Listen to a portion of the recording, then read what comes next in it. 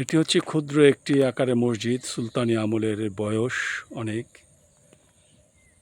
এটা হচ্ছে বিক্রমপুর জেলায় আউরসাই এলাকায়, বর্তমানে এটি আউরসাই কবরস্থান নামে পরিচিত। খুবই ছোট্ট একটি মসজিদ। এই মসজিদের ভিতরে হয়তো ৫-৬ জনের বেশি নামাজ পড়া যেত না আর কি। জায়গাটি অরক্ষিত ও সংরক্ষিত। প্রত্নতত্ত্ব অধিদপ্তরের যদি দৃষ্টি আকর্ষিত হয়ে থাকে মসজিদটিকে আবার সুন্দর করে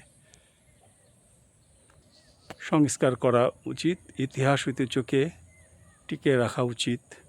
আমাদের এই দেশেও সুলতানিরা শাসন করেছে, এই বিষয়গুলো এইরকম স্থাপনা থেকেই প্রমাণিত হয়। এটাকে ইতিহাস হিসেবেই রাখা উচিত। ধন্যবাদ সবাইকে।